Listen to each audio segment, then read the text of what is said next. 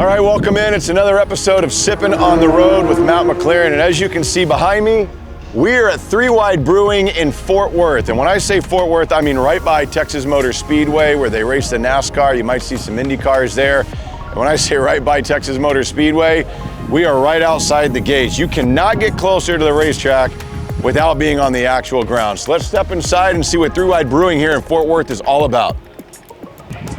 Here we are. It's a beautiful, beautiful facility.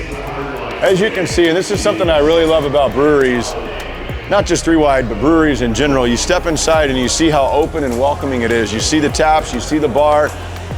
This is a gorgeous facility. When we step inside, you'll see the tickets broadcasting live here today, but you're also gonna see how open this place is, how many people can sit here, but sit here comfortably.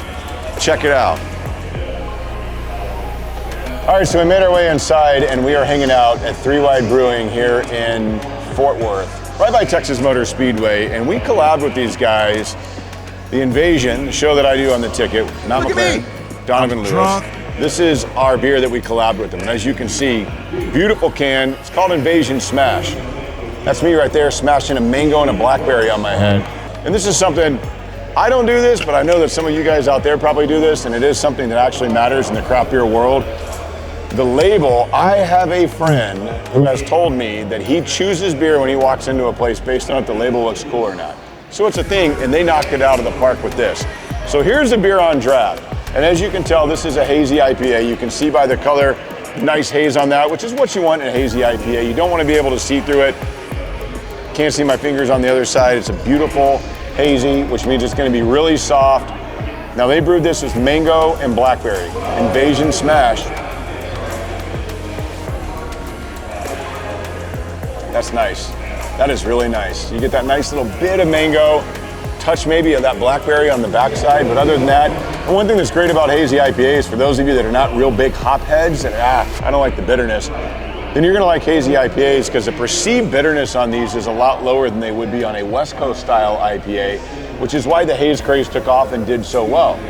What they do with the hops in hazy IPAs, they use them more for aroma, and they dry hop them a lot of the times. So you get a lot of that aroma without getting that bitterness. And then you get the flavor from the hops without getting the actual bitterness a lot of the times. So a lot of the times you'll see hazy IPAs that are brewed 30 to 50 IBUs, International Bittering Unit, or a more West Coast kind of kick you in the face bitter beer. Those can be up to 100 IBUs, so you can kind of see the difference in the scale there.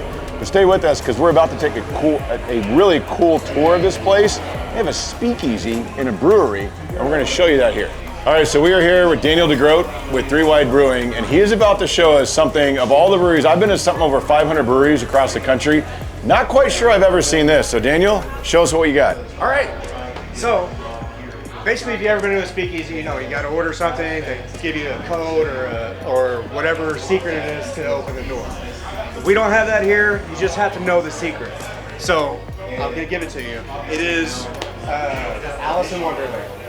So you show up, look for Alice in Wonderland on this shelf, you press that book in, and here we go. Here comes the adventure. Oh, and look at this. It's a secret room.